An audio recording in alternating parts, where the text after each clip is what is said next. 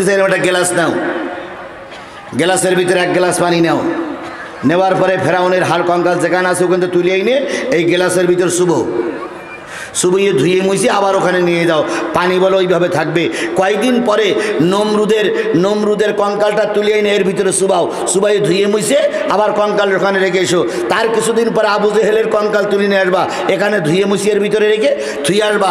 তারপরে একটা টুপিওয়ালা নেবা, আব্দুল্লাহ বিন উবাই নামক টুপিওয়ালারা নিয়ে আসবা, এই টুপিওয়ালারা এর ভিতরে শুয়োবা। শুবানোর পরে 4 নেতা শুবানোর পরে পানির কালার একটু ভালো হবে কি খারাপ হবে যা হবে, এই কালার পানি বাংলাদেশের কোনো নারীর যদি খাওয়ানো হয় আর ওই নারী যদি কোনো মেয়ে সন্তান ভূমিষ্ঠ করে ওই নারীটাই হবে শেখ হাসিনা।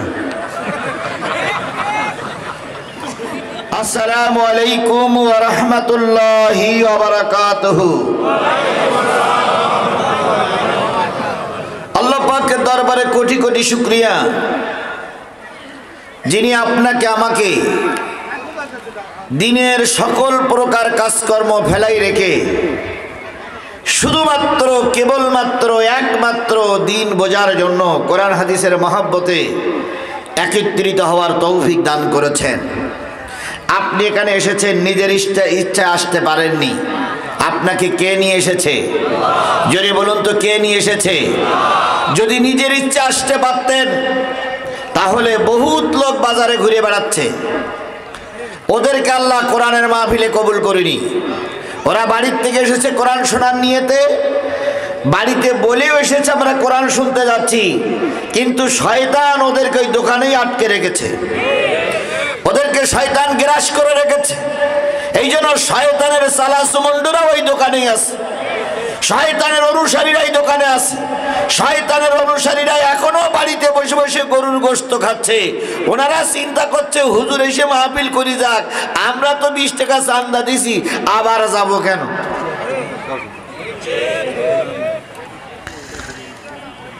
দুরুঞ্জুর এটা গ্রামের নাম না? এই গ্রামের কয়জন লোক এখানে মাহফিল শুনতে আসছেন একটু হাত তোলেন তো।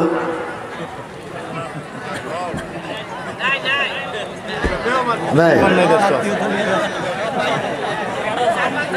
কি হবে বলেন মাহফিল দিয়ে? কি হবে? যেই গ্রামে মাহফিল সেই গ্রামের লোক নাই, মানে আমাকেও ভাড়া করে নিয়ে আসছে, আপনাদেরও ভাড়া করে নিয়ে আসছে।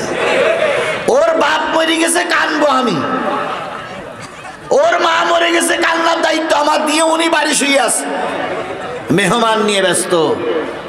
এটাই যদি হয় মুসলমানদের অবস্থান, তাহলে এ জাতির কল্যাণ আর কবে আসবে? এই জন্য সকলকে আহ্বান করছি, সকলকে আহ্বান করছি, দয়া করে আপনার এলাকার মাহফিল মেহেরবানি করে, এখনো সময় আছে, মাগরিবি আযানের 10 মিনিট আগে আমি ছেড়ে দেব, এতটুকু সময় মেহেরবানি করে কোরআনের মাহফিলে এসে বসুন। যদি আপনারা মুসলমানের বাচ্চা হয়ে থাকেন, আপনার গ্রামে মাহফিল সমস্ত দুনিয়ার লোক এসে ভরে গেল আর আপনি এখনো মেহমান নিয়ে ব্যস্ত, এই অবস্থায় যদি মৃত্যু হয়ে যায় নিশ্চয়ই কোরআন আপনার বিরুদ্ধে আল্লাহর কাছে সাক্ষী দেবে। বাইরের কোনো লোকের দরকার নাই, শুধু এই গ্রামের লোকগুলো আসুক আর এই বাজারের লোকগুলো আসুক, এই ময়দানে একটাও জায়গা খালি থাকবে না। কিন্তু ওনারা আসবেন না, ওনারা মাইকিং করেছে আপনারা আসবেন, আপনারা শুনে নেকি নিয়ে যাবেন আর আমরা যা পারি করবো। এই জন্য শোনেন, সবাইকে আল্লাহ পাক সব জায়গায় কবুল করে না।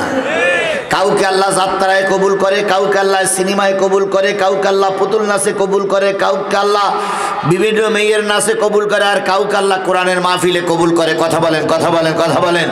তাহলে ওনারা আসুক আর না আসুক, আমরা যে বিভিন্ন জায়গা থেকে এসেছি, আল্লাহ যে আপনাকে আমাকে কবুল করেছেন, এজন্য শুকরিয়া আদায় করা দরকার আছে না নাই? সবাই মিলে বলছি আলহামদুলিল্লাহ। এবার নিয়ত সহি করে নিন, আপনারা এসেছেন কিসের মহব্বতে? আরেকটু জোরে বলেন, কিসের মহব্বতে? আমরা কাউকে দেখানোর জন্য আসি নাই, কারোর বাহাবা কুড়ানোর জন্য আসিনি, আমরা এসেছি একমাত্র কোরআনের মহব্বতে। কথা বলেন ঠিক না বেটি? নিশ্চয়ই আপনি আমি মৌমাছি চিনি, মৌমাছি চিনি না? বলেন তো একটা মৌচাকে কতগুলো মৌমাছি থাকে? কত? গুনিয়ে পারা যাবে না। এখন যদি কেউ মনে করে যে হুজুর বলেছিল যে মৌচাকে কতগুলো মৌমাছি থাকে, আমরা 3-4 জনে মিলে যেই গুনবো, হবে না? কেন হবে না? গুনতে গেলেই এমন গোনা ওনারা গুনবে যে আপনি পানির ভিতরে ডুব মেরে থাকলে ওরা খোঁজ করবে। কথা বলে ঠিক না ঠিক? সুতরাং গোনা সম্ভব না, তো ধরে নেই 10,000। আবার কেউ যেন বলেন না যে 10,000 মৌমাছি থাকে হুজুর কোন কোরআনে পেয়েছে, কোন হাদিসে পেয়েছে। এখন তো শুধু লোক কোরআন হাদিসে খোঁজে, একটা জোরে 22 লুকায় জায়েজ না না জায়েজ কোরআন হাদিস খোঁজো। সব জিনিস তো কোরআন হাদিসই পাওয়া যায় না। কথা বলেন ঠিক না ঠিক? এখন ধরে নিলাম 10,000 মৌচাকে একটা মৌমাছি থাকে। বলুন তো ওই মৌচাকের ভিতরে একটা বড় মাছি থাকে, সেই মাছিটার নাম কি? সবাই মিলে বলেন। এই রানী মাছিটারে বের করে নিয়ে যদি গাছের মাথায় রেখে দেওয়া হয়, মৌমাছিরা সব কোথায় যায়?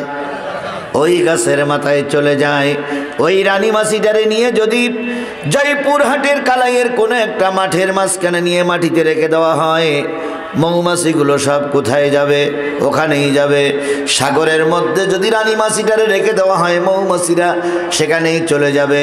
আর যাওয়ার জন্য কোনো মাইকিং পোস্টারিং করা লাগে না। কথা কি ঠিক বললাম না ঠিক বললাম? তাহলে মৌমাছিদের ভিতর থেকে শিক্ষা নেন। একটা রানী মাছির মহব্বতে তারা মাঠের মাঝখানে যেতে পারে, গাছের মাথায় উঠতে পারে, সাগরের মাঝখানে যেতে পারে, মাঠের ভিতরে অবস্থান নিতে পারে, নৌকায় অবস্থান নিতে পারে। এটা যদি মৌমাছিদের সুন্নত হয়, ও আমার জাতি মুসলমানদের জন্য সবচেয়ে বড় জিনিসটার নাম হলো আল কোরআন। এটাই হলো মুসলমানদের মৌমাছি। কথা বলেন ঠিক না ঠিক? এই মৌমাছি যদি সাগরের মাঝখানে থাকে, মুসলমানরা সাগরের মাঝখানে চলে যায়। এই মৌমাছি যদি মাটির ভিতরে থাকে, মৌমাছির এই কোরআন যদি মাটির ভিতরে থাকে, মৌমাছি নামক মুসলমানরা মাটির ভিতরে চলে যায়। তার জ্বলন্ত প্রমাণ। একটু পরেই সন্ধ্যা হবে, মাগরিবের নামাজ হবে, নামাজের পরপরই এখানে কারা খেলা করবে? শিয়াল। এখানে খেলা করবে কি? শিয়াল। এই জায়গাটা শিয়ালের জায়গা। এখন আমরা আসরের নামাজের পর, আসরের সালাতের পর সবাই একত্রিত হয়েছি, কারণ আমাদের মৌমাছি রানী মাছি এই জায়গায় উপস্থিত। সেই রানী মাছিটার নাম কি? আরো জোরে বলেন, সেই রানী মাছিটার নাম কি? আমরা রানী মাছির টানে এসেছি, অন্য কারোর টানে এখানে আসি নাই।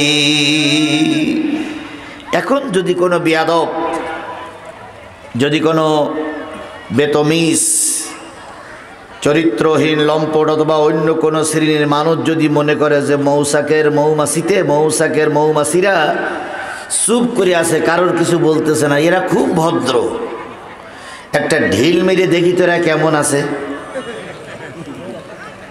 এখন মৌচাকে যদি একটা ঢিল মারে, তাহলে মৌমাছিরা কি এই রানী মাছির কাছে অনুমতি চাইবে যে আমাদের ঢিল মেরেছে, এখন আমরা কি করব? ধৈর্য ধারণ করব না আক্রমণ করবে? এই অনুমতি চাবে?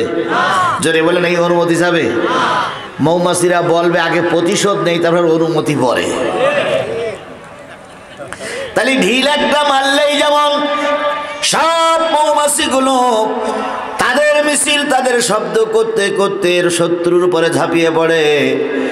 আমরা রানী মাছি নামক কোরআনের আলোচনা করছি, করব, চলবে। বাংলাদেশে রানী মাছি নামক কোরআন আছে না নাই? যদি কোনো বেয়াদব, যদি কোনো বেতমিজ কোরআন নিয়ে বাজে কথা বলে, কোরআনে যদি ঢিল মারে, নেতা অনুমতি দেখ আর নাই দেখ, শয়তানের সঙ্গে মোকাবেলা করার জন্য যার যা আছে তাই নিয়ে ঝাঁপিয়ে পড়ব। শত্রুর মোকাবেলা না করা পর্যন্ত ঘরে ফেরবো না। কথা বলেন ঠিক না ঠিক? এটা কি সত্যি আপনাদের মনের নিয়ত? তাহলে মনের নিয়ত যদি হয়তো ওই লোকগুলো এখনো বাজারে কেন? এক কাজ করলে কি হয় ভাই, তাবলিগ জামাতের মতন 5 জন করে ভাগ হইয়ে আধা ঘন্টা মাহফিল বন্ধ রেখে গ্রামের ভিতরে ঢুকলে কি হয়? 5 জন করে 4-5টা ঢুকবো, যে লোক থাকবে তার ধরিয়ে নিয়ে বসাই রাখবো যে কোরআনের মাহফিল আছে আর তুমি গরুর গোশত খাচ্ছাও। আসলে আল্লাহ পাক সকলের কপালে কোরআন রাখেন। আপনার আমার কপালে কোরআন আছে, এই জন্য আল্লাহ শুকরিয়া আদায় করছি, আলহামদুলিল্লাহ। আর একটু জোরে বলুন তো আলহামদুলিল্লাহ, আরো জোরে বলুন আলহামদুলিল্লাহ।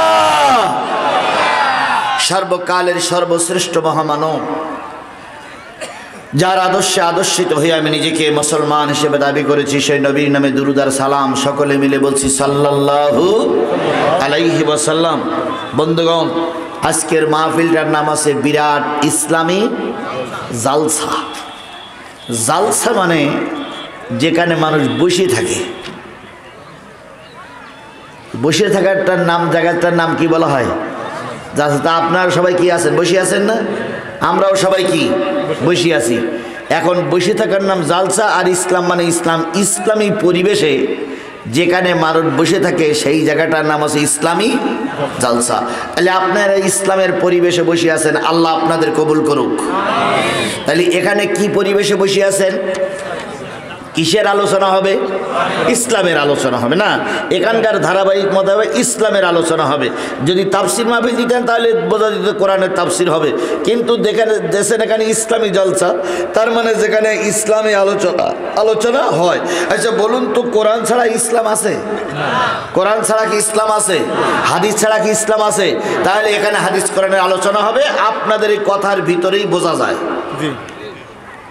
যদি বলতেন আমলিগির জলসা, তাহলে আমলিগির আলোচনা হতো। যদি বলতেন বিএনপির জলসা, বিএনপির আলোচনা হতো। যদি বলতেন জামাতের জলসা, জামাতের আলোচনা হতো। যদি বলতেন জাতীয় পার্টির জলসা, জাতীয় পার্টির আলোচনা হতো। কিন্তু নাম দিয়েছেন ইসলামী জলসা, তার মানে ইসলামের আলোচনা হবে। কথা কি ঠিক? এবার আসুন, ইসলামী আলোচনা করতে গেলে কি লাগবে? আল্লাহ রাসূল বলেছেন আদ-দীনু নাসিহাতুন সালাসা কুল্লা লিমান ক্বালা লিল্লাহ ওয়া লিকিতাবিহি ওয়া লিরাসূলিহি ওয়া লিআইম্মাল মুসলিমিনা ওয়া আম্মাতিহিম। নবী বললেন, দ্বীন একটা নসিহত, ধর্ম একটা উপদেশ, ধর্ম একটা বয়ান, ধর্ম একটা উপদেশ, দ্বীন একটা উপদেশ, দ্বীন একটা নসিহত। সাহাবীরা বললেন, ইয়া রাসূলুল্লাহ, দ্বীনের নসিহত যখন হবে, দ্বীনি জলসা যখন হবে, ইসলামী জলসা যখন হবে, ওখানে বক্তারা কোন কোন বিষয়ের উপর আলোচনা করবে যদি আপনি একটু ব্যাখ্যা করে দিতেন, কিয়ামত পর্যন্ত মানুষ ওই বিষয়টা ঠিক রেখে ইসলামী জলসায় আলোচনা করত। নবীজি বললেন, ও আমার সাহাবীরা শোনো, যদি দ্বীনি জলসা হয়, ইসলামী জলসা হয়, ধর্মের আলোচনা হয়, তাহলে ওই আলোচনায় বক্তারা যেন 5টা বিষয় ঠিক রেখে আলোচনা করে। যদি বক্তা শ্রোতার আলোচনার ভিতরে 5টা বিষয় না থাকে, তাহলে ওইটারে ইসলামী জলসা বলা যাবে না। এক এক করে আসেন। তাহলে এখানে ইসলামী জলসায় কয়টা বিষয়ের আলোচনা করা লাগবে? আমি বলেছি না, আল্লাহ রসুল বলেছেন। আল্লাহ রসুল বলেছেন কুল্লা লিমান, আল্লাহ রসুল বললেন ক্বালা লিল্লাহ।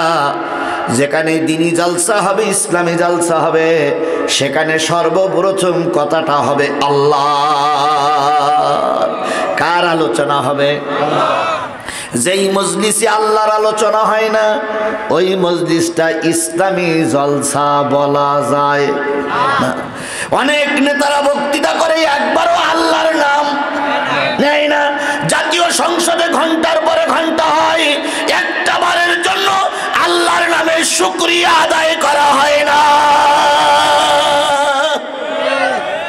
সাবেক প্রধানমন্ত্রীও দেখেছি, আধা ঘন্টা কথা বলেছেন, বাবার নামে গুণকীর্তন করেছেন, 4 নেতারকে শহীদ বলে আখ্যায়িত করেছেন, জনগণের পাম্পট্টি দিয়েছেন, এমপি মন্ত্রীদের কথা বলেছেন, একবারও আল্লাহর নাম, রাসূলের নাম উচ্চারিত হয়নি। কি হয়েছে? দাঁড়িয়ে বলে, মাননীয় স্পিকার আপনাকে ধন্যবাদ, শ্রদ্ধা ভরে স্মরণ করছি সর্বকালের সর্বশ্রেষ্ঠ বাঙালি, হাজার বছরের শ্রেষ্ঠ বাঙালি, জাতির পিতা মরহুম প্রেসিডেন্ট মুজিবুর রহমানকে। তারপরে 4 নেতাকে, তারপরে এই নেতা সেই নেতা বলে। কোন নেতাকে বিগত 15 বছর বলতে শুনেছেন যে আল্লাহ পাক আমাকে জাতীয় সংসদে পাঠাইছে, আমি জাতীয় সংসদে কথা বলতে পারছি, এই জন্য মালিকের শুকরিয়া আদায় করছি আলহামদুলিল্লাহ? একবার বলতে শুনেছেন? ওনারা ফুলের মালা পরিয়ে পড়েছে জনগণের ভোটে নয়, চোরাই করা ভোটে। কথা বলেন ঠিক না ঠিক? ওনারা চুরি করে ফুলের মালা পরেছিল, এখন জনগণ ওনাদের জুতার মালা পরাচ্ছে। কেন? ওনারা কাকে ভুলে গেছিল? আল্লাহকে ভুলে গেছিল। এই জন্য যে আল্লাহ ওনাদের ফুলের মালা পরাইছিল সেই আল্লাহ আবার এখন কিসের মালা পরাচ্ছে? জুতোর মালা পরাচ্ছে। এই জন্য ইসলামী জলসায় সর্বপ্রথম কথা হবে কার? আল্লাহর শুকরিয়া আদায় করা লাগবে। বলুন তো আমরা কি আল্লাহর শুকরিয়া আদায় করেছি? আমরা এখানে বসে প্রথম আল্লাহর শুকরিয়া আদায় করেছি না করিনি? 2 নম্বর আলী রাসূলিহি, রাসূলের জীবন বৃত্তান্ত, রাসূলের হাদিস থেকে আলোচনা করা লাগবে। আমরা সংক্ষিপ্ত পরিসরে হরু রাসূলের নামে কি পড়েছি? দুরূদ পড়েছি। 3 নম্বর আলী কিতাবিহি, ভালো করে বোঝেন। যদি না ইসলামী জলসা হয় যে দলের হোক, আওয়ামী লীগ, বিএনপি, জাতীয় পার্টি, জামাত ইসলাম, চরমনাই, হেফাজত, কওমি, আহলে হাদিস, হানাফি, যত লোকের হোক, যদি মুসলমান হন, এই দিনে মসজিদে সর্বপ্রথম কার কথা? তারপরে রাসূলের কথা। 3 নম্বর, যদি আপনি মুসলমানের বাচ্চা হন, আপনার এই মাহফিলে কোরআন থেকে আলোচনা করা লাগবে। যদি কোরআন থেকে আলোচনা না হয়, এইটা দিনে মাজলিস হতে পারে না। তাহলে প্রথম আল্লাহ, তারপরে রাসূল, তারপরে কি? ওয়ালি আইম্মাল মুসলিমিন ওয়া আম্মাতিহিম, সাধারণ মুসলমান। আপনারা কি সবাই আলেম? আপনারা কি সবাই আলেম? সাধারণ মুসলমান আছে না? সাধারণ মুসলমানদের উপকারে আসে, ভালো করে বুঝবেন।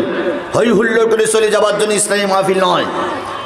সাধারণ মুসলমানের কিছু উপকার হয় এমন কিছু কথা বক্তার মুখ দিয়ে আসা লাগবে, তা না হলে এই মাহফিল সফল কম হবে না।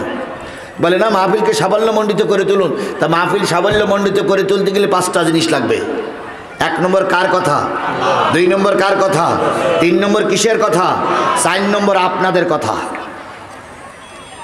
5 নম্বর, এই মজলিসে উপরে যারা বসে আছেন এনারা সবাই চেয়ারম্যান। সবাই চেয়ারম্যান না? এই চেয়ার, এই ম্যান, এই চেয়ার, এই ম্যান। উপরে সবাই চেয়ারম্যান না? আপনি বলেন উপরে সবাই চেয়ারম্যান না? আরে বাবা, ভোটে পাস করলি ও তো চেয়ারম্যান, ও চেয়ারম্যান, সে চেয়ারম্যান না, এখানে তো চেয়ারম্যান। তাহলে উপরে যারা আছে সবাই কি? সবাই চেয়ারম্যান, সবাই নেতা। আল্লাহ রাসূল বলেন উপরে যে নেতারা থাকবে ওই নেতাদের কথাও কোরআন হাদিস দিয়ে আলোচনা করা লাগবে। যদি না হয় তাহলে ওটা ইসলামী জলসাই না। কথা বুঝাতে পেরেছি? তাহলে এবার আসুন, আপনাদের কথা হবে, রাজনৈতিক দলের নেতৃবৃন্দের কথাও হবে। অনেক মাহফিলে দেখা যায় বক্তা বসে থাকে, নেতারা আধা ঘন্টা কথা বলে। বিসমিল্লাহির রহমানির রহিম, সালাম আলাইকুম ভাইরা আমার, বোনেরা আমার, এই সেই, এই করেন গা, সেই করেন গা, রসুলের সুন্নত মেনে চলেন গা, নামাজ পড়েন গা। অথচ যে ব্যক্তি বক্তৃতা করছে উনি এসা সলাৎ নেই পড়েন গা। কি বলেন? উনি এসা সলাৎ নেই পড়েন গা। এরপরে ওনারা বক্তৃতা করলেন, বক্তা আধা ঘন্টা বসে বসে শুনল। এবার ওনারা বক্তৃতা করার পরে 40-50 জনের একটা দল নিয়ে চলে যায়। কি আপনি ওয়াজ করলেন, আমি 50 মিনিট বসে শুনলাম, আমি খুতবা দেওয়া শুরু করতে পারলাম না, আপনি চলে গেলেন, তাহলে আপনার আসতি বলে কে? সুতরাং আজকের মাহফিল ইসলামী জলসায় নেতাদের কথা আলোচনা হওয়া লাগবে। তাহলে কয়টা সমন্বয়ের রস? তাহলে কয়টা বলা শেষ হয়ে গেছে না? 2টা বলা শেষ হয়ে গেছে। আল্লাহর নামে প্রশংসা করেছি, রাসূলের নামে। এবার তাহলে এখানে কিসের থেকে আলোচনা হবে? আমি সূরা হজ, 77 এবং 78 নম্বর আয়াত তেলাওয়াত করেছি। এই তেলাওয়াতকৃত আয়াতের পরে কথা হবে, শপথ নিতে হবে, বায়াত গ্রহণ করতে হবে। আমরা কিসের থেকে আলোচনা করতে যাচ্ছি? তাহলে কোরআনের চাইতে দামি জিনিস আর পৃথিবীতে কিছু আছে? বলুন তো, এই পৃথিবীর একাচ্ছত্র মালিক কে? আল্লাহর উপরে আর কেউ আছে? আল্লাহ আমার রব। এবারে বলুন তো, পৃথিবীতে এই 800 কোটি মানুষ এখন আছে, পৃথিবীতে কোটি কোটি মানুষের আবির্ভাব হয়েছে, চলে গেছে। বলুন তো, পৃথিবীর সর্বশ্রেষ্ঠ মানুষটার নাম কি? বলেন বলেন, সবাই বলেন, পৃথিবীর সর্বশ্রেষ্ঠ মানুষটার নাম কি? মুহাম্মদ রাসূলুল্লাহ। পৃথিবীতে যত ধর্মগ্রন্থ আছে আর যত ধর্মের লোক আছে, সব ধর্মগ্রন্থের চাইতে কোন ধর্মগ্রন্থটার দাম বেশি? আরো জোরে বলেন। তাহলে আল্লাহ আমার রব, নবী আমার মুহাম্মদ সাল্লাল্লাহু আলাইহি সাল্লাম আমার নবী। আল্লাহ হলো কুল কায়নাতের মালিক, নবী হলেন গোটা বিশ্ব মানবতার বন্ধু, সবচেয়ে ভালো মানুষ। আর গোটা ধর্মগ্রন্থের চাইতে শ্রেষ্ঠ ধর্মগ্রন্থের নাম কি? তাহলে আল্লাহ আমার রব, তিনি আমার সব। মুহাম্মদ সাল্লাল্লাহু আলাইহি সাল্লাম আমার নবী, তার চেয়ে ভালো মানুষ আর কেউ নাই। কোরআন হলো আমার আদর্শ, কোরআনের চেয়ে দামি কিতাব আর কিচ্ছু নাই। আর এই কোরআনের মাহফিলে যারাই বসেছে, ধরে নাও কালাই উপজেলার ভিতরে আপনাদের চাইতে দামি মানুষ আর কালাইতে কেউ নাই। কারণ আপনারা দামি জায়গায় বসেছেন। এই দামি জায়গায় বসে একটা শপথ নেব, যতক্ষণ হুজুর ছেড়ে না দেয়, মোনাজাত না করে, ততক্ষণ আমরা এই দামি জায়গার থেকে চলে যাব না। সবাই তো হাত তুললেন না, সবাই তো স্বীকারোক্তি করলেন না।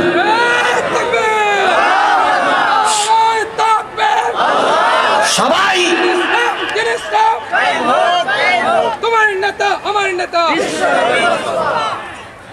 সবাই আপনাদেরকে বলি, সবাইকে বলি, তাহলে আমি এখন কিতাব থেকে আলোচনা করব। আপনারা কি শেষ পর্যন্ত থাকতে রাজি আছেন? আগে আগে বলি নাই, তারপর আগে বুঝে শুনে হাত তুলে না, তো হাত তুলে যদি চলে যান তো গোনা হবে। হাত তুলে যদি চলে যান তাহলে গোনা হবে না? ওয়াদা খেলাপ করলে মুনাফিক হতে হয় না? মুনাফিক হওয়ার আগে শপথ আগে বুঝুন। এখন বাজে হলো আপনার 4:17, 5:15 পর্যন্ত, ধরেন এখন 4:15, 5:15, 1 ঘন্টা সময় যদি আমি কোরআন থেকে আলোচনা করি, 1 ঘন্টা সময় আপনাকে বসতে হবে। আপনি কি বসতে রাজি আছেন? এবার কারা কারা রাজি তারাই হাত তুলবেন। যদি আপনার বসার সুযোগ থাকে, যদি হাত না তোলেন তাও ফেরেশতা দেখে রাখতেছে।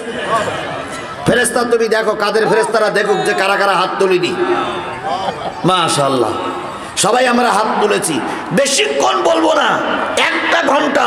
ইতিমধ্যে আমার কিন্তু 45 মিনিট সময় পার হয়ে গেছে। আর 1 ঘন্টার সময় আপনারা যদি কোরআনের দিকে মতো, তাহলে 1 ঘন্টার সময় যাবে, মোটেও দেরি লাগবে না। কথা বলেন ঠিক না ঠিক? আল্লাহ আমাদের 1 ঘন্টা কবুল করুক। সকলে মিলে বলুন আমিন। আরো জোরে আমিন, আরো জোরে আমিন। কর্তৃপক্ষ আমার কানে কানে একটা কথা বলেছে, সেটা কি আপনাদের সঙ্গে বলবো না? যদি বলতে না বলেন তো বলবো না। বলবো, সবাই মিলে বলেন বলবো। সেটা হচ্ছে, কর্তৃপক্ষ বলতে যাচ্ছে হুজুর মসজিদের উদ্যোগে মাহফিল, মসজিদের জন্য সবাই মিলে যদি একটুখানি হাত বাড়ায়, তাহলে এই দেখেন এই কটা লোক মনে হাত তুলেনি। সমস্যা এই জায়গায়।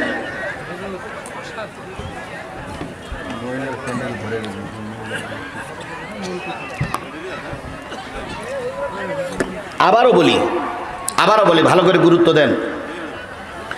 আপনারা কিছু টাকা দেবেন না ওয়াজ শুনবেন? এখন কিছু টাকা কি আপনাদেরকে দাবি করব না?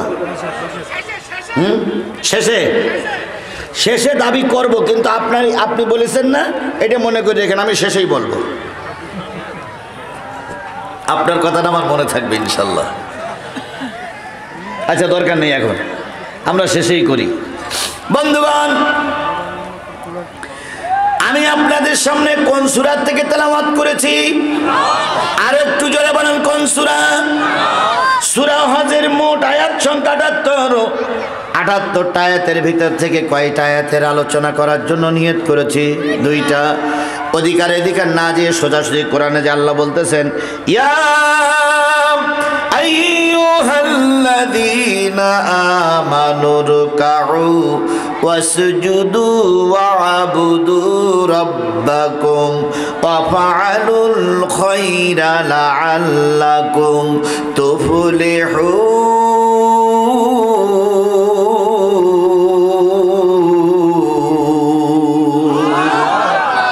ওহে ঈমানদারেরা, আওয়ামী লীগ হও, বিএনপি হও, জামাত ইসলাম হও, জাতীয় পার্টি হও, হেফাজত হও, আর যাই হও না কেন, তোমাদের যদি ঈমান থাকে, ঈমান আনার পরেই যে কাজটা করবে সেটা হলো রুকু করার কাজ।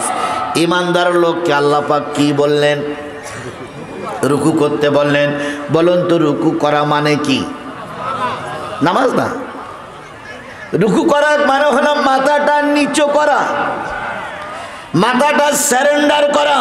সেটা মানুষের কাছে হতে পারে, পীর সাহেবের কাছে হতে পারে, নেতা নেত্রীর কাছে হতে পারে। মাথা নিচু করার নাম হলো রুকু। মাথা নিচু করার নাম কি? রুকু। সেজদার রুকু একরকম, নেতার কাছে মাথার রুকু একরকম, পীরের কাছে রুকু একরকম, আর আল্লাহর কাছে রুকু একরকম। আল্লাহর কাছে যখন রুকু করবেন, হাদিসের ভাষা হলো মাথা, পিঠ আর পাছা এক হয়ে যাবে। তিনটে কি হবে? মাথা, পিঠ, পিছন, তিনটে কি হবে? যদি মাজায় ব্যথা অসুবিধা না হয়, তিনটে এক হবার নাম হলো রুকু। আল্লাহ পাক বললেন, আমার কাছে মাথা নত করো, পৃথিবীতে আর কারোর কাছে মাথা নত করা যাবে না। কারণ তুমি আমার গোলাম, আমাকে বাদ দিয়ে অন্য কারোর কাছে মাথা নত করো, এটা আমি আল্লাহ চাই না। তাহলে রুকু হবে কার উদ্দেশ্যে? আরো জোরে বলেন, কার উদ্দেশ্যে? এবার বলুন তো, আল্লাহ বাদ দিয়ে আমরা কারোর কাছে মাথা নত করি না? করি না? বুঝে শুনে বললেন, করি কি করি না? আরেকটু জোরে বলেন, মাথা নত মানুষের কাছে করি কি করি না? সাবেক প্রধানমন্ত্রী যিনি চলে গেছেন, এমপিদের কাছে খোঁজ দেন, উনি যদি কোন ঘরের ভিতরে বসে থাকতেন, প্রত্যেকটা এমপিরে যেয়ে আগে মাথা নত করে ওনাকে কুর্নিশ করা লাগতো। যে এমপি মাথা নত করে কুর্নিশ করেনি, ওই এমপিকে উনি চিনে রাখতেন, উনি ওই এমপির পদে আগামীতে নির্বাচন দিতেন না। তাহলে মাথা নত করতে হবে আল্লাহর দরবারে। ওই মাথা যদি কোনো নেতার দরবারে করা হয়, নেতাও মুশরিক, যে মাথা নত করলেও তিনিও মুশরিক। এবার বাংলাদেশের কিছু পীর নামক শয়তান আছে, এরা পীর নামের কি শয়তান। এরা সেজদা করায়, রুকু করায় মুরিদদের দিয়ে। অনেক মুরিদ যেয়ে পীরের কাছে যেয়ে রুকু করে পড়ে থাকে, পা চষে, আঙুল চষে, এগুলো পীর নামের। আরো জোরে বলেন, পীর নামের শয়তান। আমরা বলি মুজাদ্দেদ আল পেসানি, মুজাদ্দেদে জামান আল্লামা সাঈদীকেও বলা হয়। মুজাদ্দেদ মানে হলো সংস্কার। মুজাদ্দেদ কিন্তু প্রতি সপ্তাহে একজন করে আসে না, মুজাদ্দেদ প্রতি মাসে একজন করে আসে না, মুজাদ্দেদ প্রতি বছর একজন করে আসে না। মাঝে মাঝে আল্লাহ পাক মুজাদ্দেদ তৈরি করে দেয়। ভারতবর্ষের ছিলেন মুজাদ্দেদ আল পেসানি, আর আমার বাংলাদেশে আপনারা মানেন আর নাই মানেন, মুজাদ্দেদ ছিলেন মরহুম আল্লামা সাঈদী।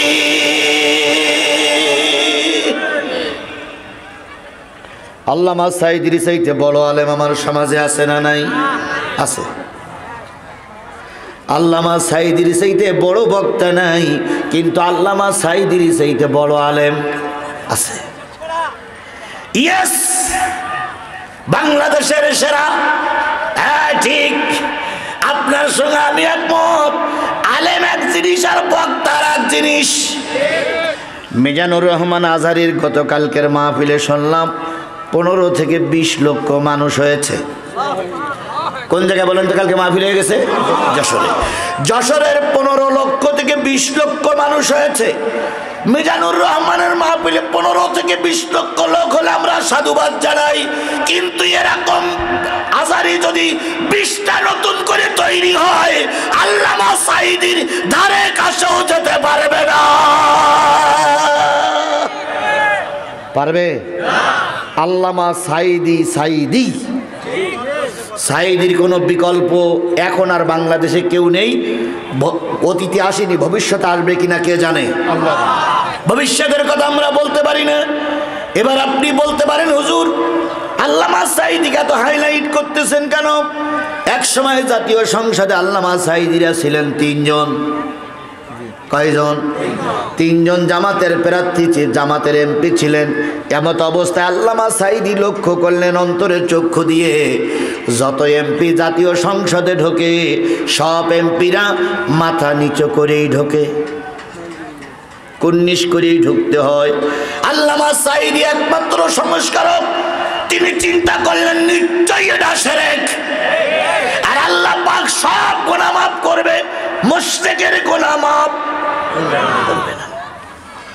আল্লামা সাঈদী এটা সংস্কার করার জন্য উদ্যোগ নিলেন, কিন্তু লোক কয়জন? ভালো কাজে লাগুন, লোক বেশি লাগবে না, একা হলেও আল্লাহ পাক বিজয় দিয়ে দিতে পারে। আল্লামা সাঈদী ফ্লোর নিলেন, দাঁড়াই বললেন, মাননীয় স্পিকার, আমরা মুসলমানদের দেশের মানুষ, আমরা মুসলিম। আল্লাহ বলেছেন রুকু করো, সিজদা করো তার উদ্দেশ্যে, কিন্তু আমি অত্যন্ত হৃদয়ের সঙ্গে খেয়াল করতেছি, দুঃখের সঙ্গে খেয়াল করতেছি, যত সাংসদ ঢোকে সবাই মাথাটা নিচু করে ঢোকে। আল্লাহর কোরআন এবং রসুলের ভাষায় এটা শিরক। স্পিকার বললেন, মাওলানা সাহেব আপনি কি বলতে চাচ্ছেন? আল্লামা সাঈদী বললেন, ও স্পিকার সাহেব, আমি চাচ্ছি এই কুসংস্কার, এই শিরক আমার দেশে চলবে না। স্পিকার বললেন, আপনি লিখিত দেন। লিখিত দেওয়া হলো, ভোটাভোটে হলো, আলোচনা হলো, এক পর্যায়ে আল্লামা সাঈদীর কথাটা জাতীয় সংসদে পাশ হয়ে গেল। আরেকটু জোরে বলেন না সুবহানাল্লাহ। এই 3 জন এমপি একটা নিয়ম পাশ করলেন, সেই নিয়মটা আজও পর্যন্ত জাতীয় সংসদে চলছে। আল্লামা সাঈদীর কোন আমল যদি আল্লাহ কবুল না করে, জাতীয় সংসদকে শিরক মুক্ত করে রেখে গেছে, এই আমলে আল্লাহর গোলামকে আল্লাহ মাফ করে দিতে পারে। বলুন তো এরকম ভালো কাজ কে একটা করেছে? প্রমাণ দেন। বাংলাদেশ স্বাধীন হয়েছে কত বছর হলো? 52 বছর স্বাধীন হয়েছে। 53 বছর স্বাধীন হলো। 53 বছরের ভিতরে বড় বড় আলেম বিদায় হয়ে গেছে, বড় বড় আলেম জন্ম নিয়েছিল, এখন বড় বড় আলেম আছে। কিন্তু আমার জানা মতে গোটা বাংলাদেশের সব মানুষের ভিতর থেকে 2 জন ব্যক্তি কাবায় ঢোকার অনুমতি পেয়েছিল। একজন ছিল শহীদ প্রেসিডেন্ট জিয়াউর রহমান, আর একজন ছিলেন আল্লামা দেলোয়ার হোসেন সাঈদী। আল্লামা সাঈদী যখন কাবার ভিতরে ঢুকলেন, তিনি 2 রাকাত নামাজের অনুমতি পেয়েছিলেন।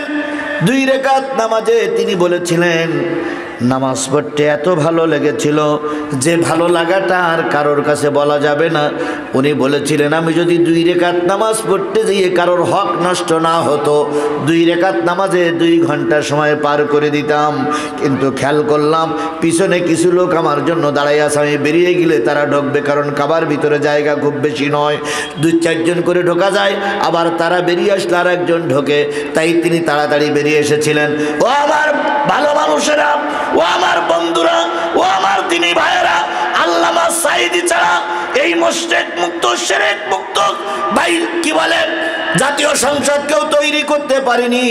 সেই সাঈদীরে আমরা হারালাম কি মামলা দিয়ে?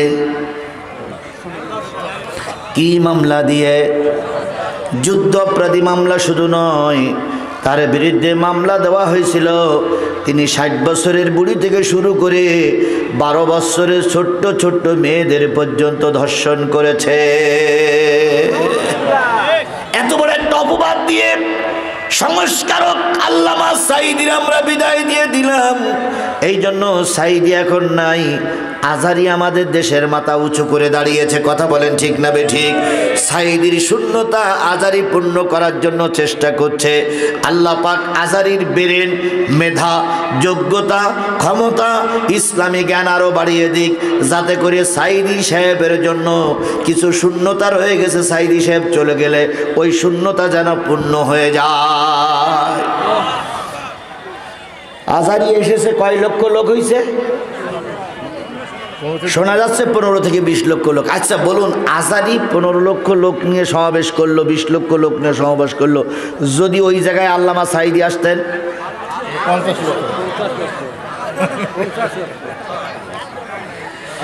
আপনাদের এই এলাকায় যদি মরহুম শহীদ আল্লামা সাইদি আসে, এই কালাইয়ের মাঠে আলু খাত দিলেও হবে না, গোটা জয়পুরহাট ওনার জন্য সমাবেশের স্থল করা লাগবে। কথা বলে ঠিক না ঠিক?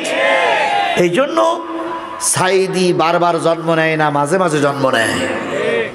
এবার আর একজন সংস্কারক ছিলেন, তিনি হলেন মোজাদ্দেদ আল পেসানি রহমাতুল্লাহ আলাই। ওনার বাড়ি ছিল কোথায়? এই শেখ হাসিনার মতন ওনারও ভাব ছিল। শেখ হাসিনা আর কিছুদিন থাকলে মনে হয় আল্লাহ হয়ে যেত। নাউজুবিল্লাহ বলা সহজ, কিন্তু হিসেব করে দেখেছেন, এই শেখ হাসিনা যদি আর 2-3 বছর থাকতো, তাহলে নিজেকে আল্লাহ বলে দাবি করে বসতো, তার কিছু প্রমাণ পাওয়া কি ছিল ভাই? নমরুদ যখন আল্লাহ হতে চাইছিল, তখন হামান বলেছিল যে এত তাড়াতাড়ি আল্লাহ হয়ে গেলে আপনি টিকতে পারবেন না, আপনাকে 4টে কাজ আগে করতে হবে, তারপর আল্লাহ হইতে হবে। তো ফেরাউন বলল, সে 4টে কাজ কি? প্রথম আপনাকে ধর্মীয় শিক্ষা বন্ধ করে দিতে হবে। একটু মিলাই নেন, দেখেন ওটা যে আল্লাহ হতে চাইছিল তার জায়গাটা কোন জায়গায় গেছিল। প্রথম কি শিক্ষা বন্ধ করতে হবে? ধর্মীয় শিক্ষা বন্ধ করে। ফেরাউন বলতেছে আমি আল্লাহ হব, ধর্মীয় শিক্ষার সঙ্গে কি সম্পর্ক? হামান বলতেছে এই জন্য তো বুদ্ধিজীবী প্রয়োজন হয়। আপনি এখন আল্লাহ হবেন, আর সমাজে চলতেছে ধর্মীয় শিক্ষা। যারা ধর্মীয় শিক্ষায় শিক্ষিত তারা আপনাকে আল্লাহ বলে মানবে না। এই জন্য আগে ধর্মীয় শিক্ষা বন্ধ করে জাতির আগে মূর্খ বানান। আমাদের ধর্মীয় শিক্ষা কি বন্ধ হওয়ার উপক্রম হয়নি? জোরে বলেন হয়নি? মাদ্রাসার প্রিন্সিপাল, মাদ্রাসার হুজুররা বসে আছে, হুজুরদের মাথার পরে ছিল। সুতরাং ধর্মীয় শিক্ষা বন্ধ করে দেন। ফেরাউন বলল দিলাম। 2 নম্বর কি? কয় 2 নম্বর 40 বছর অপেক্ষা করতে হবে। এরা 1 বছর বাড়াই দিয়েছিল।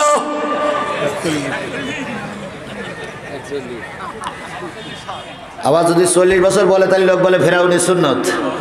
এই জন্য এরা 21 বাড়িয়ে কয় বছর দিল? 41 সাল।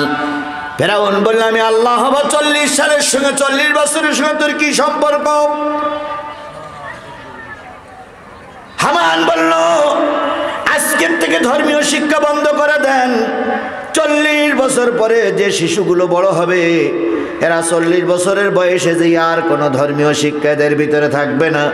আর এখন যারা ধর্মীয় চালুক ধর্ম আছে তাদের ভিতরে ওরা 40 বছর পরে বুড়ো হয়ে যাবে। ওদেরকে যখন যা বলবেন তাই শুনবে। কিন্তু এই যুবকরা যদি ধর্মীয় শিক্ষা চালু রাখে, আপনার কথা এরা মেনে নেবে না। এই জন্য ফেরাউনের কাছে বলা হয়েছিল 40 সাল, আর আমাদের এই নব্য ফেরাউনরা বলেছিল 41। তাহলে এই 5-6 বছর 5-6 বছর কি 10 বছর কি 15 বছর পরে 1 বছর ফেপিয়েছে। ওরা বলতেন না 41। 3 নম্বর, প্রতিটা বাড়িতে বাড়িতে প্রতিটা ঘরে ঘরে আপনার মূর্তি স্থাপন করা লাগবে। ফেরাউন বলল হামান এর ভিতরে ফায়দা কি? কয় ফায়দা হলো যে বাচ্চাটা মার পেটের থেকে আসবে, এসে দেখবে যে ওই ঘরের ভিতরে আপনি আছেন। ওই বাচ্চাটা যখন স্কুলে যাবে, স্কুলে যেই দেখবে মাস্টারের মাথার পরে আপনি আছেন। ওই বাচ্চাটা যখন রাস্তায় ঘুরবে তখন দেখবে 3 রাস্তার মুখে আপনি আছেন। ওই বাচ্চাটা যখন বাথরুমে যাবে ওদিক থেকে কাজ সারবে আর দেখবে নেতা সামনে বসে আছে। তাহলে ওর মনে বদ্ধমূল হবে যে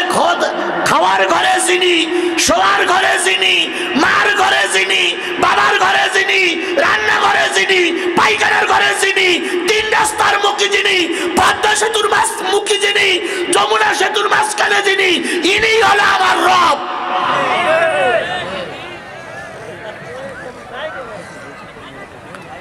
ফেরাউন বলল, এমনি কি তোর নাম টেকু হামান? তোর আসলে মাথায় বুদ্ধি আছে। ফেরাউন ঘোষণা করলো, ধর্মীয় শিক্ষা বন্ধ করে দাও। চালু হয়ে গেল ধর্মীয় শিক্ষা। এই ফেরাউনের বাচ্চারাও অষ্টম শ্রেণী পর্যন্ত কোন ধর্মীয় শিক্ষা আমার দেশে চালু ছিল না। অষ্টম শ্রেণীর পরে যদি কেউ ধর্মীয় শিক্ষা নিতে চায়, সেটা ওদের জন্য ঐচ্ছিক সাবজেক্ট, কম্পালসারি সাবজেক্ট নয়। কথা বলেন, কথা বলেন। ঐচ্ছিক সাবজেক্ট, তার মানে তুমি নিলেও নিতে পারো, না নিলেও না নিতে পারো।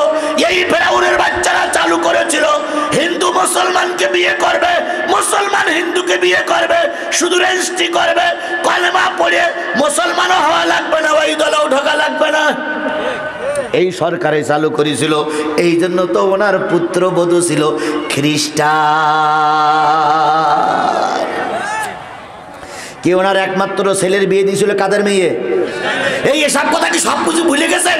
এই 6 মাস যায়নি তাই ভুলে গেছেন, আর 2 বছর পরে তো আপনারা কিছুই মনে রাখতে পারবেন না। এখন কিছু লোক যখন এই কথাগুলো হয়, দেখেন কিছু লোকের মুখ টুক কালো হয়ে হনুমানের মতন মনে হচ্ছে যেন ওনাদের কলিজা আমি ছিঁড়ে এসতেছি। তারপরে কিছু কিছু লোক কয় কি, কিছু কিছু লোক বলে ওনারা তো চলেই গেছে, এখন আর ও আলোচনা করি লাভ কি? এরকম কথা বলা লোক আমার সমাজে আছে না? এই জোরে বলেন, আছে না? এবার আমি আপনার কাছে প্রশ্ন করি, ফেরাউন তো অনেক বছর আগে মারা গেছে, এই মাহফিলে ফেরাউনের আলোচনা করি লাভ কি? নমরুদ তো বহুত বছর আগে চলে গেছে, প্রতিটা মাহফিলে নমরুদের আলোচনা করা হয় কেন? 1450 বছর আগে আবু জেহেল চলে গেল, প্রতিটা মাহফিলে আবু জেহেলের তিরস্কার করা হয় কেন? তাহলে ফিরআউনের আলোচনা করা যদি জায়েজ হয়, নমরুদের আলোচনা করা যদি বৈধ হয়, আবু জেহেলের কথা বলা যদি ফরজে আইন হয়ে দাঁড়ায়, এই শেখ হাসিনা নামক আবু জেহেল ফিরআউনের আলোচনা করা প্রতিটা বক্তার জন্য জরুরি, শ্রোতার জন্য শোনাও জরুরি। কারণ ফেরাউনের চাইতে বড় ফেরাউন ছিল এরা, নমরুদের চাইতে বড় নমরুদ ছিল এরা। ওই যে মামুনুল হক একটা ওয়াজ করেছে, শুনেছেন আপনারা? শুনেছেন না? শুনেন তাকে বলি। মামুনুল হক বলতেছে একটা গ্লাস নাও, গ্লাসের ভিতরে 1 গ্লাস পানি নাও, নেওয়ার পরে ফেরাউনের হাড় কঙ্কাল যেখানে আছে ওখানে তুলে এনে এই গ্লাসের ভিতর শুবইয়ে ধুয়ে মুছে আবার ওখানে নিয়ে যাও, পানি বলো ওইভাবে থাকবে। কয়েকদিন পরে নমরুদের কঙ্কালটা তুলে এনে এর ভিতরে সুবাইয়ে ধুয়ে মুছে আবার কঙ্কাল ওখানে রেখে এসো। তার কিছুদিন পরে আবু জেহেলের কঙ্কাল তুলে নিয়ে আসবা, এখানে ধুয়ে মুছে এর ভিতরে রেখে ধুয়ে আসবা। তারপরে একটা টুপিওয়ালা নেবা, আব্দুল্লাহ বিন উবাই নামক টুপিওয়ালারা নিয়ে আসবা, এই টুপিওয়ালারা এর ভিতরে শুয়োবা। শুবানোর পরে 4 নেতা শুবানোর পরে পানির কালার একটু ভালো হবে কি খারাপ হবে, যা হবে, এই কালার পানি বাংলাদেশের কোনো নারীর যদি খাওয়ানো হয়, আর ওই নারী যদি কোনো মেয়ে সন্তান ভূমিষ্ঠ করে, ওই নারীটাই হবে শেখ হাসিনা।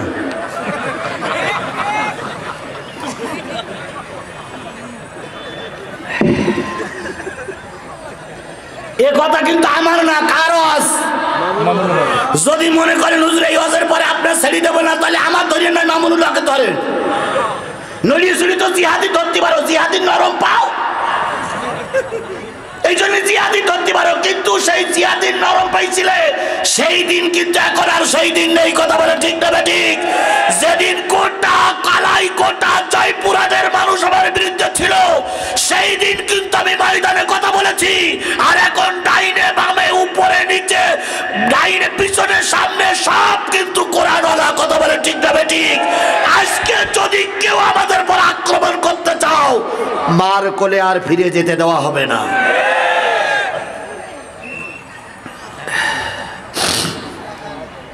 কথা ঠিক? তাহলে ফেরাউন খোদা হবে কয়টা জিনিস? তার ভিতরে 1 নম্বর ধর্মীয় শিক্ষা, 2 নম্বর কয় বছর? 40 বছর, আর আমরা 41। 3 নম্বর প্রতিটা মোড়ে মোড়ে, এই বাবা মেলে মেলে মেলে মেলে, দেখো তো জায়গাকে বল হয়েছে না, ওই এই ওয়াকারুজ্জামানকে নিয়োগ দিয়েছিল এই হযরত শেখ হাসিনা। কি কি বলেন বলেন বলেন, এখানে নিয়োগ দিয়েছিল এই না? আবার সেই যখন বেঁকে দাঁড়ালো তখন পথ ছাড়তে বাধ্য হলো। ভাই মসজিদে জন্য একটু কালেকশন করতে চাইলাম, আমার ভাই বললেন যে শেষের দিক যদি লোক না থাকে তাহলে মসজিদ ক্ষতিগ্রস্ত হলে আপনারা দায়ী।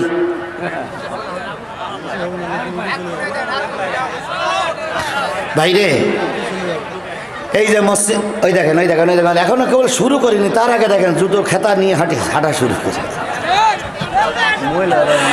হ্যাঁ মহিলাদেরকে সবাইকে বলি, বন্ধুগণ আমি আপনাদের কাছে কয়টা পর্যন্ত ওয়াজ করব বলেছি? এখন কয়টা বাজে? 42, ধরেন 45, আর আধা ঘন্টার সময় এই যে 2-3 জন লোক উঠলেন, এনারা কিন্তু আসলে হাত তুলেন ওরা তুলেনি। হ্যাঁ আমরা আগে আছেন বাবা, বসেন। গোটা ভারতে সম্রাট আকবর নতুন একটা ধর্ম প্রচার করলেন, আকবরে এলাহি, দ্বীনে এলাহি। তিনি কলেমা প্রচার করতেন, লা ইলাহা ইল্লাল্লাহ, আকবর খলিফাতুল্লাহ, মুহাম্মদ রাসূলুল্লাহ বাদ দিয়ে আকবর খলিফাতুল্লাহ। শুধু তাই নয়, তিনি গরু জবাই করা ভারতবর্ষে বন্ধ করে দিয়েছিলেন। তিনি যে এলাকায় ছিলেন, দেখেন তো ভাই কি লিখতেছে, দেখেন এটা আমার কাছে দেন। তিনি গরু জবাই করাটা বন্ধ করে দিয়েছিলেন। জি আব্দুল হাকিম ভাই কালাই 1 বস্তা সিমেন্ট, এই যে নম্বরও দিয়ে দিয়েছে। তিনি গরু জবাই পর্যন্ত বন্ধ করে দিয়েছিলেন। এক পর্যায়ে জাতিরে বলল, তোমরা যদি আমাকে মেনে নাও তাহলে আমাকে তাজিমি সেজদা করা লাগবে। জাতি সেজদা করতে লাগলো। সমস্ত আলেম ওলামারাও, কিছু আলেম ওলামারাও মেনে নিল। একজন মাত্র মেনে নেয়নি, তিনি হচ্ছেন মুজাদ্দেদ আল পেসানি রহমাতুল্লাহ আলাইহি। মুজাদ্দেদ যুগে যুগে একজন তৈরি হয়, 2 জন তৈরি হয়, সব জায়গায় মুজাদ্দেদ তৈরি হয় না। বাংলাদেশে যখন এই ফ্যাসিস্ট সরকারেরা তাদের নিয়ম চালু করে দিয়েছিল, প্রায় অনেক হুজুররা মেনে নিয়েছিল, না ভাই? কিন্তু মেনে নেয়নি একজন, তিনি হলেন বিশ্ব নন্দিত আলেমে দ্বীন আল্লামা দেলোয়ার হোসেন সাইদি। শেষ পর্যন্ত হুজুরকে মারার নির্দেশ করা হলো। হুজুরকে এবার আকবর সাহেব দাওয়াত করলেন।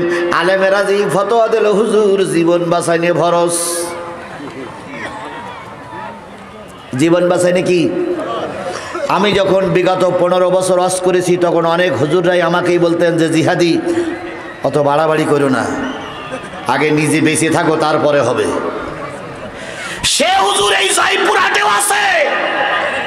আবার বাঘের মুখে মোকাবেলা করার জন্য যারা আমার সাপোর্ট ছিল তারাও মঞ্চে আছে। আজকে 2টা ছেলে আছে, একটা হচ্ছে আব্দুর রহিম আর একটা ছেলে আছে কই সে বাইরে আছে। এই 2টা ছেলে ওই কি বলে কোন জায়গায় ধারকির মাহফিলের দিন যখন আমরা সরিষা খাদ দিয়ে চলে যাই, তখন এই আব্দুর রহিম ছিল আর একটা ছেলে ছিল, মোট 8টা না 6টা ছেলে ছিল। তার ভিতরে এখানে 2 যে ওই একজন ভাই ওই যে হাত উঁচু করেছে, এইভাবে করে কয়েকটা লোক ছিল, আর বাকি সব লোক পালাই গেছিল। এই হুজুরদেরও বক্তব্য ছিল এত রিস্ক নেবার দরকার নেই, কিন্তু সেদিন যদি আমরা রিস্ক না নিতাম হয়তো একটা মামলা হয়েছিল, হয়তো সে মামলার আমি আসামি, কিন্তু ওই দিন যদি রিস্ক না নিতাম বাতিলেরা আরো মাথা উঁচু করে দাঁড়াতো। কথা বলেন, কারণ না কারণ রিস্ক দেওয়াই লাগবে। মুজাদ্দেদ আল পেসানি রহমাতুল্লাহ আলাইহির কাছে প্রস্তাব গেল, হুজুর আপনি মেনে নিন, দেখেন সরকার বাহাদুর আপনাকে হয়তো ধর্মমন্ত্রী বানিয়ে দেবে। এবার বাদশাহ আকবরের কাছে সেই সময়ের কিছু 5-8 হুজুররা যেয়ে বলল আপনি দাওয়াত করেন, মুজাদ্দেদ আল পেসানি হয়তো আপনার বিরোধিতা করবে না। বাদশাহ আকবর আল পেসানি রহমাতুল্লাহ আলাইহিকে দাওয়াত করলেন। তিনি যখন দরবারে যাচ্ছিলেন, খেয়াল করলেন দরবারে যখন যাচ্ছিলেন তখন তিনি আগের থেকে বলে দিলেন যে দরবারে সালাম প্রথাটা বন্ধ করলে আমি দরবারে যাব, মাথা নিচে করে আমি যাব না, না না, তিনি বললেন আমি ওনাকে সেজদা করতে পারবো না। তখন বাদশাহ বললেন আমাকে সেজদা করা লাগবে না, আপনি একটু দরবারে ঢুকলেই আমি আপনাকে সম্মান করব, ধর্মমন্ত্রী বানিয়ে দেব। মোজাদ্দেদ আল পেসানি রহমাতুল্লাহ আলাইহি দরবারে যেয়ে দেখে গেটটা এমন কায়দা করে তৈরি করা হয়েছে যেখানে গেলে রুকু করেই যেতে হয়, মাথাটা একটু রুকু করেই যেতে হয়। মোজাদ্দেদ আল পেসানি রহমাতুল্লাহ আলাইহি ইমানের বলে বলিয়ান, তিনি চিন্তা করলেন আমি যদি এখন মাথা নিচু করে যাই তাহলে নিশ্চয়ই আমার ইমান বিক্রি হয়ে যাবে। উনি তখন মাথা না ঢুকাইয়ে আগেই পা ঢুকালেন, আগেই পা ঢুকবে কি, কিন্তু তা না ঢুকে মাথাটা এদিকে রেখে উনি পা ঢুকাই দিচ্ছে। ওই হিংস্র আকবর, ওই হিংসুটি আকবর, ওই মুসলিম জাতির কলঙ্কিত আকবর ওইটা দেখলেন, দেখে চিন্তা করলেন হায়রে সর্বনাশ, একটুখানি ছোট হুজুরই সাহস দেখো, ছোট হুজুর আগে মাথা না ঢুকাই পা ঢুকাই দিল। বাদশাহ আকবরে খেপে গেল, হুজুরের সঙ্গে ধমকাধমকি শুরু করলো। এক পর্যায়ে বলে দিল হুজুরকে দেশ থেকে বের করে দাও, আর হুজুরের যে জায়গায় তার ঝুপড়িটা আছে, যে জায়গায় তার আস্তানাটা আছে, এই আস্তানাটা ভেঙে মাটির সঙ্গে মিশিয়ে দাও। এবার মোজাদ্দেদ আল পেসানি রহমাতুল্লাহ আলাইহি যাবার সময় বললেন ও বাদশাহ, আপনার দরবারটা টেকবে কিনা তাই চিন্তা করুন, পরের ঝুপড়ি ভাঙতে যাবেন না। আল্লামা সাঈদী আদালতে যখন রায় হলো, সাঈদী বলেছিলেন ও বিচারক, জানি আপনি কি রায় দেবেন, কিন্তু একটা জিনিস মনে রাখেন, এই আদালতের পরে কিন্তু আর একটা আদালত আছে। সেই আদালতটা কার আদালত? সেই আদালতের রায় একদিন আসবে। এবার মোজাদ্দেদ আল পেসানি রহমাতুল্লাহ আলাইহি বাড়ি যাচ্ছেন, তিনি গেট থেকে বাহির হলেন, উত্তর গগনে বিরাট মেঘ জমে গেল। সেই মেঘের যে বাতাস, সেই বাতাসে বাদশাহ আকবরের রাজপ্রাসাদ ভেঙে খানখান হয়ে গেল। বাদশাহ আকবর পালাইতেছিলেন, পালাতে যাওয়ার পরে বড় একটা গাছ তার ঘাড়ের পরে পড়ল, সেই ঘাড়ের চাপে বাদশাহ আকবর মারা গেল। আর মোজাদ্দেদ আল পেসানির যে ঝুপড়িতে থাকতেন, পরের দিন দেখা গেল সব ভেঙে তছনছ হয়ে গেছে, মোজাদ্দেদ আল পেসানির ঝুপড়িটা ঠিকই বেঁচে আছে। ও আমার ভাইরা, এর নাম হলো মোজাদ্দেদ। এই জন্য আজকের আলোচনার প্রথম নম্বর হচ্ছে রুকু করবেন কার কাছে? আরো জোরে বলেন, রুকু করবেন কার কাছে? দুই নম্বর ওয়াসজুদু, সেজদা করবেন কার জন্য? সেজদা মানে কি? একেবারে মাথা নিচু করে দেওয়া। কার কাছে? সেজদার চাইতে বড় ইবাদত আল্লাহর কাছে আর কিচ্ছু নাই। আপনি যখন সেজদায় পড়ে বলেন সুবহানা রাব্বিয়াল আলা, আল্লাহ রসুল বলেছেন আল্লাহ তখন কোথাও থাকেন, আল্লাহ বান্দার মাথার কাছে এসে বলে বান্দা, টেলিভিশন তোরে ডাকতেছে, সিনেমা তোরে ডাকতেছে, পুতুল নাচ তোরে ডাকতেছে, বিভিন্ন অন্যায় কাজ তোরে ডাকতেছে, তুই মুয়াজ্জিনের ডাকে সাড়া দিয়ে মসজিদে এসে সালাত আদায় করে সুবহানা রাব্বিয়াল আলা বলতেছিস। বান্দারে তোর চাওয়া পাওয়া কি বল, আমি সবটুকু কবুল করে নেব। এই জন্য বান্দা আর আল্লাহর একেবারে নিকটে হওয়ার মাধ্যমটা কি? আল্লাহর বান্দার একেবারে নিকটবর্তী হওয়ার মাধ্যমটা কি? আমরা আজকের থেকে এই বিশাল কাফেলার থেকে শপথ নেব, যতদিন বেঁচে আছি সালাত মিস করব না ইনশাআল্লাহ। এবার আসেন ওয়াসজুদু ওয়াবুদু রাব্বাকুম, রবের ইবাদত করো। বলুন তো গোলামি শুধু কি নামাজ পড়াটা গোলামি? নামাজ পড়াটা কি শুধু ইবাদত না? পথের একটা বিষাক্ত কাটা সরাই দেওয়াটাও কি? একটা ছোট একটা পশু কষ্ট পাচ্ছে, ওই পশুটারে কষ্টমুক্ত করে দেওয়াটাও কি ইবাদত? মিষ্টি হেসে সালাম দেওয়াটাও কি ইবাদত? একটা মানুষকে সম্মান করাটাও ইবাদত, একটা মানুষকে এক কাপ চা খাওয়াটা ইবাদত। শুধু সালাত ইবাদত নয়, যতগুলো ভালো কাজ করবেন সবটাই কি? আল্লাহ বলেন ওয়াবুদু রাব্বাকুম, রবের গোলামি করো। শেষ পর্যন্ত বলেন অফালুল খায়রা লাআল্লাকুম তুফলিহুন।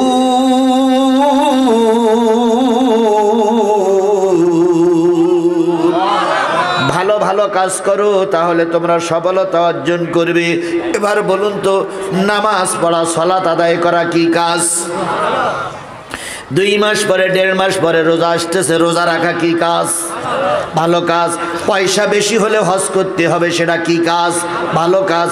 মিষ্টি মুখে সালাম দিতে হবে, সেটাও কি কাজ? এবার বলুন তো, ভালো কাজ এছাড়া আরো কি ভালো কাজ আছে? ভোট দেওয়াটা নিশ্চয়ই খারাপ কাজ। ভালো কাজ তো, এটা ঠিক তো। কাকে দেবেন?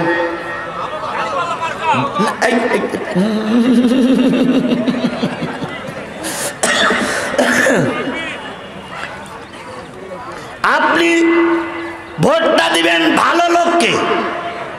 দাড়ি পাল্লা মার্কার কথা বলিনি, ভালো লোককে কথা বলেন। কাকে দেবেন? কেন দেবেন? এখানে আমি যতই চেল্লামেল্লি করি, যতই চেল্লাচল্লি করি, কোরআনের আইন চালু করো, কোরআনের আইন চালু করো, কোরআনের আইন চালু করো, দেশের সংবিধান যদি কোরআন দিয়ে না হয়, জিহাদি হাজারো চেষ্টা করলেও দেশের কোরআনের আইন চালু হবে না। এরশাদ সাহেবের আমলে, আমি বলি এরশাদের ঘোর বিরোধী, আমি জীবনেও 200 করে দেখতে পারি না। যদি বলেন কেন? এই এরশাদের কারণেই শেখ হাসিনা ক্ষমতায় ছিল। এরশাদ যদি একটা পিরিয়ডে যদি এই শেখ হাসিনার বিরুদ্ধে দাঁড়াতো, শেখ হাসিনা সে পিরিয়ড তো নয়, আর কোন পিরিয়ডে ক্ষমতা আসতে পারতো না। তাহলে যে ব্যক্তির সহযোগিতায় এতদিন পর্যন্ত ওরা ক্ষমতায় ছিল, সে কি দোষী নয়? যাই হোক, এরশাদ সাহেবের আমলে উনি অনেক মাসলা মাসাইল বললেন নারীদের পর্দায় আনার জন্য, কিন্তু কোনো অবস্থায় পর্দায় আনতে পারলেন না। শেষ পর্যন্ত তখন ছিল 4 বিভাগ। এই 4 বিভাগের ট্রাফিকদের বলে দিলেন যে ট্রাফিকরা তোমরা দেখবা যে নারীর বুক খোলা, পেট খোলা, সেই নারীর ওই বুকি অথবা পেটে একটু আলকাতরা লাগাই দেবা। কি লাগাই দেবা? আলকাতরা পর্যন্ত। এখন ওরা খেজুরের ডাল ভূত করে ওই মালসায় আলকাতরা নিয়ে দাঁড়াই থাকে। যেই 2-1 জন ওই পেট খালি আসে, যেই পার কোনো কথা না, শুধু একটু আলকাতরা লাগাই দেয়। এইটা টেলিভিশনে দেখানো হলো, মিডিয়ায় আসলো, পত্রিকায় লেখালেখি হলো। পরের দিন যে নারী ভাগায় বেরিয়েছে, ওই নারীর কি পেট খোলা আর পাওয়া যাবে? জোরে বলেন, পাওয়া যাবে? ওই নারী বাধ্য হয়ে ব্লাউজ লম্বা করেছে অথবা বোরকা তৈরি করেছে, কারণ বোরকা পরে না বেরোলে, পেট ঢেকে না বেরোলে কি লাগানো হবে? আলকাতরা লাগানো হবে। 4 বিভাগের 4 জায়গায় আলকাতরা লাগানো হলো। গোটা দেশের মানুষ শালীনতা বজায় রাখলো, গোটা দেশের মানুষ শালীনতার পোশাক পরলো। ও ভাই, তাই যদি হয়, আমরাও যদি দেশের কোরআনের আইন চালু করতে চাই, ওই রকম হুকুম জারি ছাড়া একা একা কোরআনের আইন চালু করা যাবে না। আচ্ছা, এই উজুখানায়, মসজিদের উজুখানায় একসঙ্গে কয়জন উজু করা যায়? ট্যাপ আছে না? ট্যাপ আছে না? ট্যাপ যেখানে ট্যাপ দেখেছেন তো, ওই ট্যাপের পানিতে কয়জন উজু করা যায়? ধরেন 10 জন একসঙ্গে উজু করা যায়। এই 10 জনের পানিটা আসে কোথার থেকে? উপরে থেকে ট্যাঙ্কি, ওই ট্যাঙ্কি থেকে আসে না? এখন ট্যাঙ্কি দিয়ে 1 ফোঁটাও পানি নাই। যতই মোড়ামুড়ি করেন, 1 ফোঁটাও পানি বেরোবে? এইবার ট্যাঙ্কি দিয়ে আসে গন্ধ পানি, মোড়া দিলে কি পানি আসবে? ট্যাঙ্কি দিয়ে আসে ভালো পানি, মোড়া দিলে কি পানি আসবে? আমাদের বাংলাদেশের 300 ট্যাপ আছে। গোটা বাংলাদেশের 300 এমপি না, 300 ট্যাপ আছে। এই 300 ট্যাপের পানিটা আসে মূলত জাতীয় সংসদ থেকে। ওই জাতীয় সংসদে যদি গন্ধ পানি থাকে, 300 এমপির মুখ দিয়ে গন্ধ কথাই বাইর হবে। কি কথা বোঝেন নাই? বোঝেন নাই? এরপরও বলে হুজুর কি বললো তা বুঝলাম না। তাহলে যদি ওই ট্যাঙ্কি ভালো থাকে, পানি ভালো আসবে না খারাপ আসবে? ট্যাঙ্কির ভিতরে যদি মরা গরু পরি থাকে, দুর্গন্ধ পানি আসবে। বাংলাদেশের ট্যাঙ্কির নাম হলো জাতীয় সংসদ, কথা বলেন ঠিক না বেঠিক?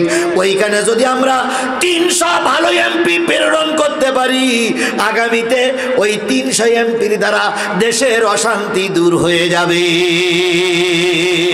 এই জন্য আগের হুজুর বলতেছিলেন, আমিও হুজুরের সঙ্গে সুর মিলাই বলতেছি, আগামী সংসদে যদি আমরা ভালো লোককে পাঠাতে পারি, এ দেশ সোনার দেশ হয়ে যাবে।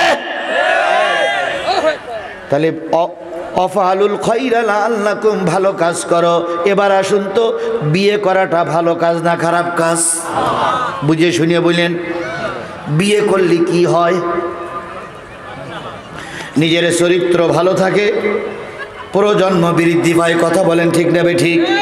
চরিত্র ভালো করার জন্য নারী আর পুরুষের বিয়ে করা দরকার। তাহলে বিয়ে করলেও বাচ্চা হয়, আবার বিয়ে না করলেও। লজ্জা পাইলেন? বিয়ে না করলে বাচ্চা হচ্ছে না?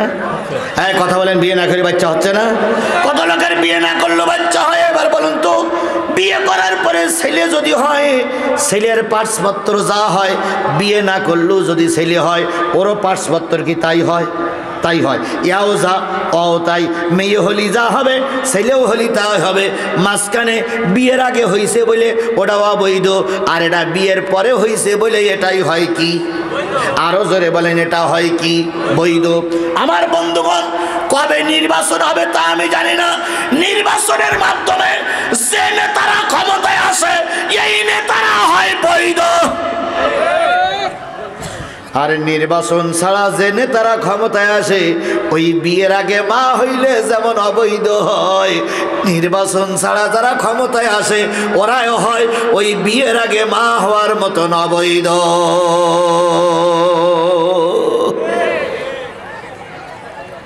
বিয়ে করতে গেলে একদিনই বিয়ে হয়? কি করা লাগে? ছেলে মেয়ের দেখা লাগে, মেয়ে ছেলের দেখা লাগে, তারপরে কর্তৃপক্ষ যাওয়া লাগে, দিনখান করা লাগে, দেনমোহর দেওয়া লাগে, মৌলবি ডাকা লাগে, তারপর উভয় পক্ষে এক জায়গায় হয়, অলিমা করা লাগে, খাওয়া দাওয়া করার পরে ছেলে আর মেয়ের পরিচয় করাই দেওয়া লাগে। পরিচয়কে দিতে আছে, আজকেতে তুই আর আজকেতে তুই, তাই না? তাহলে বিয়ে করার একটা পরিবেশ লাগে, ঠিক নির্বাচন করতে গেলেও একটা পরিবেশের দরকার হয়। কথা বুঝতেছেন? আমার কথা বুঝতেছেন আপনারা? নির্বাচন করতে গেলে একটা পরিবেশ লাগে। কয় দল নির্বাচন করবে সেটা আগে লাগে, তারপরে নমিনেশন সাবমিট করা লাগে, সেখান থেকে উইড্র করা লাগে, দিন পড়া লাগে, প্রতীক চিহ্ন বরাদ্দ করা লাগে, দিনখান হওয়া লাগে, তারপরে নির্দিষ্ট দিনই মানুষ ভোট দেয়। ভোট দেওয়ার পরে এবার স্বামী স্ত্রী বসে গোনাগুনি করে, গোনাগুনি করার পরে ঘোষণা করে ছেলে নয় তো মেয়ে। ওইটাই জাতি মেনে নেয়। কথা বলেন ঠিক না ঠিক?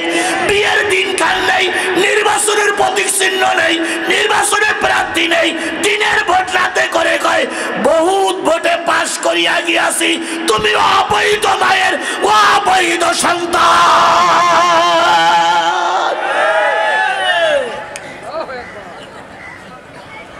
অবৈধ মায়ের অবৈধ সন্তানদের কি দেশের বিচারপতি হলে জনগণ মেনে নেবে?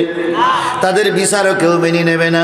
মসজিদ ইমামতি করতে গেছে, কমিটির সভাপতি জিজ্ঞেস করছে, হুজুর আপনার আব্বার নাম কি? তো হুজুর বলছে, আমার যেদিন জন্ম হয়েছিল আমার আব্বা ছিল না। তোমার আব্বা কেন? আব্বার নাম মাও বলতে পারে না, আমিও বলতে পারি না। বলুন তো ওই হুজুর যত বড় পাগড়িওয়ালা হোক, হাদিস কোরআন পরে, বলুন তো ওই হুজুর যত বড় পাগড়িওয়ালা হোক, যদি শোনেন যে এই হুজুরের বাপের ঠিক নেই, ওর ইমামতি করতে দেবেন? জোরে বলেন দেবেন? এই কথা বলেন দেবেন? তাহলে যে জনগণ ভোট দিয়ে আপনাদের পাশ করায়নি, যে জনগণ ভোট কেন্দ্রে যায়নি, আমরা আপনাদের সাপোর্ট করিনি, আপনারা কি করে এমপি হলেন আর কি করে আল্লামা সাঈদীর রায় কার্যকর করলেন? একদিন না একদিন জাতি আপনাদের কাছে কৈফিয়ত নেবেই নেবেই নেবেই। আল্লাহু আকবার। বন্ধুগণ, আপনারা কি কৈফিয়ত নেওয়ার পক্ষে? সাঈদের রক্তের প্রতিশোধকে আপনারা নিতে চান? সাঈদের রক্তের বদলাকে আপনারা নিতে চান? তাহলে এখন মাহফিল করে যে কটা আওয়ামী লীগ পাবেন সেইগুলোর পিঠে ঠ্যাংগুলো করে ফেলবেন না। আমরা ইনশাল্লাহ কোরআনের রাজ কায়েম করে কোরআনওয়ালাদের দ্বারা ওই জাতীয় সংসদে আইন তৈরি করে, আইনের মাধ্যমে, বিচারের মাধ্যমে যারা আল্লামা সাঈদীর মৃত্যুর জন্য দায়ী, যারা যারা বিচার করে রায় দিয়েছিল, যারা দায়ী, প্রত্যেকটার বিচারের মাধ্যমে এই বাংলায় রায় কার্যকর করব। যতদিন পর্যন্ত আল্লামা সাঈদীর রক্তের বদলা না নেব, ততদিন পর্যন্ত আল্লাহ যেন আমাদের মৃত্যু না দেয়। কারা কারা রাজি আছেন দুই হাত উঁচু করে আল্লাহরে দেখান।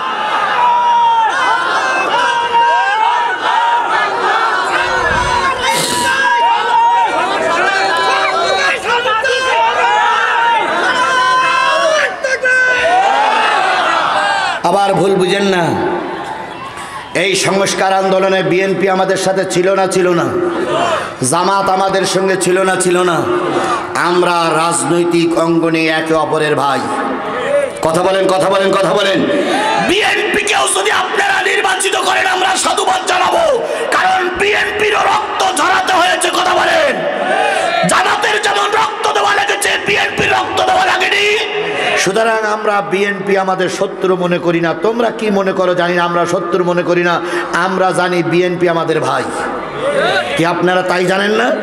বিএনপি আমাদের ভাই, কারণ আন্দোলনে আমরা সবাই মিলেমিশেই ছিলাম, এখনো মিলেমিশে থাকতে চাই। কেন্দ্রের থেকে যদি বিএনপির প্রার্থী কালাই বাজেট হয় আমরা সবাই মেনে নেব, কেন্দ্রের থেকে যদি জামাতের বাজেট হয় আমরা সবাই মেনে নেব। কেউ কারো শত্রুতা করবে না। কথা বলে ঠিক না ঠিক? আগামী কালকের মাহফিলে বিএনপি জামাতের নেতা থাকলে আমি সবাইকে সাধুবাদ জানাবো। খোদার কসম আমি বিএনপির শত্রু নই, আল্লাহর কসম আমি জামাতের দালালি করার জন্য মাহফিলে আসিনি। আমি এসেছি কার কথা বলার জন্য? আরো জোরে বলেন, কার কথা বলার জন্য? এ কোরআন কি বিএনপি আপনাদের নয়? এ কোরআন কি জাতীয় পার্টি আপনাদের নয়? এ কোরআন কি জামাত ইসলাম আপনাদের নয়? তাহলে কোরআনের কথা বললে আপনার খারাপ লাগবে কেন? আমি জানি রাতের মাহফিলে একটু সময় বেশি পাওয়া যায়, কিন্তু দিনের মাহফিলে সময় বেশি হয় না। এই জন্য আমি সিদ্ধান্ত নিয়েছি আজকের মাহফিলে আপনাদের মনোভূত হলো না, আগামীকালকের রাত্রের মাহফিল হবে ইনশাল্লাহ। আগামীকালকের রাত্রি মাহফিল আমি সবাইকে অনুরোধ করছি, এরম অনুরোধ আমি কোনো সময় করি না। আমি কালকের মাহফিলে দেখাই দিতে চাচ্ছি যে মুসলমানরা কোরআন প্রেমিক। এই জন্য সকলের কাছে পায়ে ধরে অনুরোধ করছি, করজোড়ে অনুরোধ করছি, আগামীকালকের মাহফিলে কেউ মাহরুম করবেন না। মাহফিলটা হচ্ছে সরাইল। সরাইল চেনেন আপনারা? পূর্ব সরাইল দারুস সালাম ওয়াহেদ হাফিজিয়া মাদ্রাসা। আমি আগামীকাল আপনাদের কাছে অনুরোধ করব, কেউ যেন মাহরুম না হই। নারী বোনদেরকে বলবো আগামীকালকের মাহফিলে দলে দলে যোগ দিবেন।